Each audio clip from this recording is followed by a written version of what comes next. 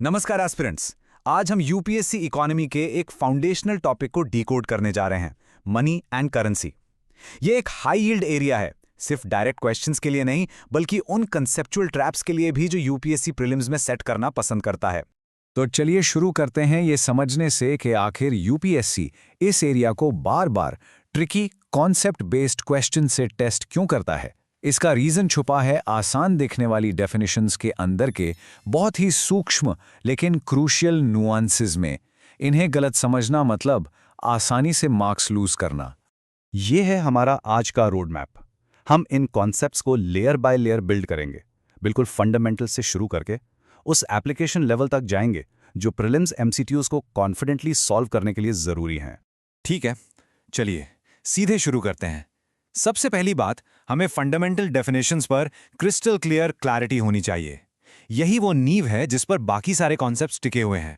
यह है मनी की बिल्कुल सटीक फंक्शनल डेफिनेशन जो आपको एग्जाम के लिए आत्मसात कर लेनी है। ये 4 फंक्शंस ही हैं जो मनी को मनी बनाते हैं। अगर इनमें से एक भी फंक्शन गायब है तो वो चीज मनी की डेफिनेशन फेल कर जाती है। और करेंसी मनी का वो खास हिस्सा है जिसे आप फिजिकली हाथ में पकड़ सकते हैं, यानी कॉइन्स और पेपर नोट्स जो सर्कुलेशन में हैं। ये मनी जैसे बड़े कॉन्सेप्ट और करेंसी के बीच का फर्क प्रीलिम्स के लिए बेहद जरूरी है। अब ये स्लाइड एक क्लासिक यूपीएससी ट्रैप को दिखाती है। All currency is money but not all money is currency. मतलब सारी करेंसी मनी तो है लेकिन सारा मनी करेंसी नहीं है। फॉर एग्जाम्पल, आपके बैंक अकाउंट में जो बैलेंस है वो मनी है पर फिजिकल करेंसी नहीं। एक और ट्रैप है लीगल टेंडर और बैंक मनी के बीच का फर्क। चेक एक तरह का बैंक मनी है लेकिन कोई भी इंसान उसे एक्सेप्ट करने से लीगली मना कर सकता है। चलिए आगे बढ़ते हैं मनी के उन 4 जरूरी फंक्शंस की तरफ जो एक इकोनॉमी में परफॉर्म किए जाते हैं। ये वही फंक्शंस हैं जिन्होंने पुराने बार्टर सिस्टम की मुश्किलों को सॉल्व किया था। और ये स्लाइड कितनी खूबसूरती से दिखाती है कि कैसे हर फंक्शन पिछले वाले पर बिल्ड होता है।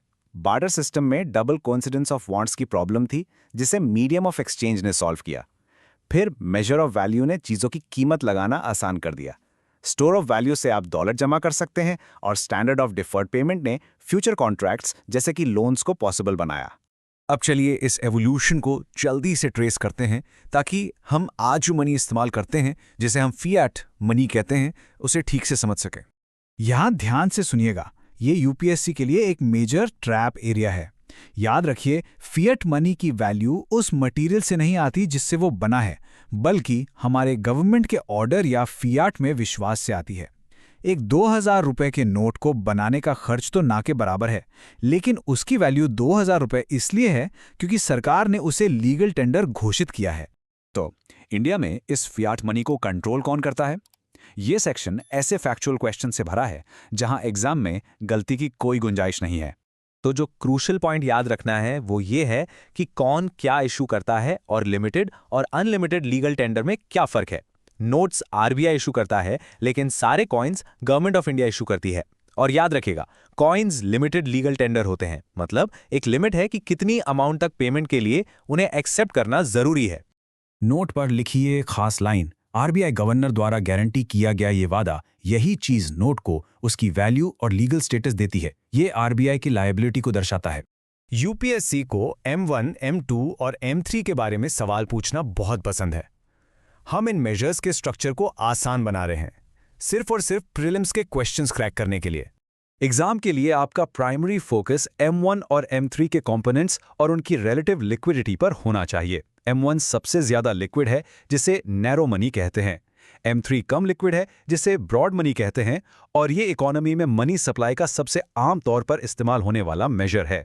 अब आते हैं सबसे जरूरी हिस्से पर, ये समझना कि यूपीएससी आपको फंसाने के लिए कैसे क्वेश्चंस फ्रेम करता है। चलिए थोड़ी प्रैक्टिस करते हैं। किसी प्रीवियस ईयर क्वेश्चन में एक आम स्टेटमेंट हो सकता है, जैसे fiat money has high intrinsic value. अब कॉन्सेप्ट से गुजरने के बाद आप जानते हैं कि यह बिल्कुल गलत है, क्योंकि फिएट मनी की कोई इंट्रिंसिक वैल्यू नहीं होती। इस आसान नियम को याद रखिए। नोट्स पर आरबीआई गवर्नर के साइन होते हैं जो उन्हें आरबीआई की लायबिलिटी बनाता है, जबकि कॉइन्स गवर्नमेंट ऑफ इंडिया की लायबिलिटी है। ये क्लैरिटी आपको गलत ऑप्शंस को तुरंत एलिमिनेट करने में मदद करेगी। इन ट्रैप्स को मन में नोट कर लीजिए। यूपीएससी इन्हीं कंफ्यूजन पॉइंट से सीधे सीधे गलत स्टेटमेंट्स बनाता है। फॉर एग्जाम्पल, वो एक स्टेटमेंट दे सकते हैं checks are legal tender as they are widely accepted, जो जैसा कि हम जानते हैं गलत है।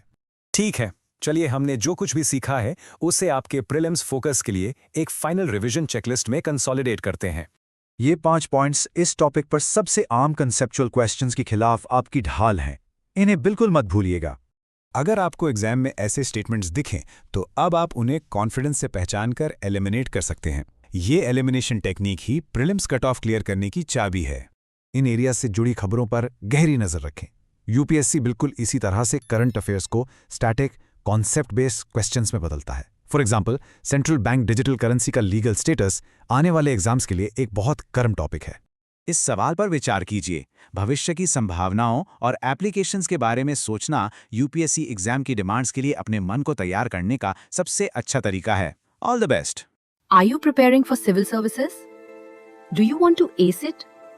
तो हमारे साथ जुड़िए और ऐसे ही एग्जाम ओरिएंटेड वीडियोस देखने के लिए चैनल को लाइक, शेयर और सब्सक्राइब करना ना भूलें।